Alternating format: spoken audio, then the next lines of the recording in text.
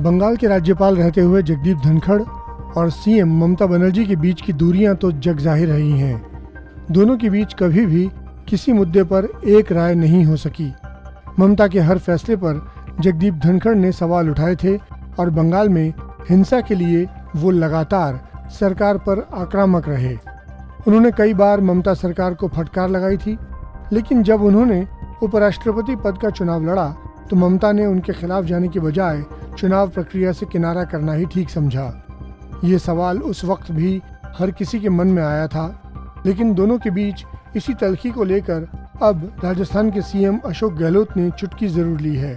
दरअसल मौका था अशोक गहलोत द्वारा जगदीप धनखड़ के लिए रखे गए सम्मान समारोह का। इस दौरान जब गहलोत की धनखड़ से मुलाकात हुई तो गहलोत ने पूछ डाला कि आपने ममता पर क्या जादू किया।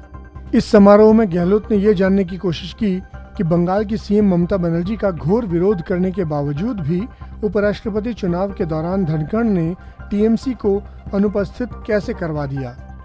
गहलोत ने कहा, 50 साल से मेरा आपसे रिश्ता है, एनएसयूआई के दौर से मेरा आपसे रिश्ता है। आपसे एक बात मैं समझना चाहता हूँ, जब तक आप पश्चिम बंगाल के राज्यपाल रहे तब तक मुख्यमंत्री और आपकी खूब चर्चा रही। 3 साल में ऐसा कोई दिन नहीं रहा जब आप दोनों की कोई चर्चा न हुई हो। इसके बाद भी आपने ऐसा कौन सा जादू किया कि ममता बनर्जी ने आपको चुनाव जितवाने के लिए अपनी पार्टी के सांसदों को ही एब्सेंट करवा दिया। जादूगर तो मैं हूँ, क्या मुझसे कोई बड़ा जादूगर भी हिंदुस्तान में है? यही राज बता दीजिए। इस पर धनखड़ ने मजाकिया अंदाज में कहा, मैं राजनीति से परे हूँ। राजनीतिक निर्णय कैसे और किस आधार पर लिए जाते हैं, इस पर अशोक गहलोत और वसुंधरा राजे ही प्रकाश डाल सकते हैं। उपराष्ट्रपति पद का उम्मीदवार बनने के बाद मैंने ममता बनर्जी से कहा, अब मैं आपके राज्य का राज्यपाल नहीं हूँ।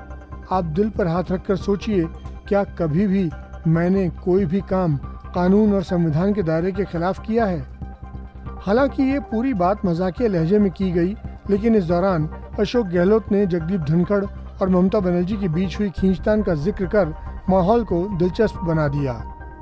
बहरहाल हमारे इस वीडियो को लेकर आपकी क्या राय है, कमेंट सेक्शन में हमें लिखकर ज़रूर बताएं। साथ ही देश और दुनिया की तमाम बड़ी खबरों के लिए सब्सक्राइब करें हमारा चैनल आज तक।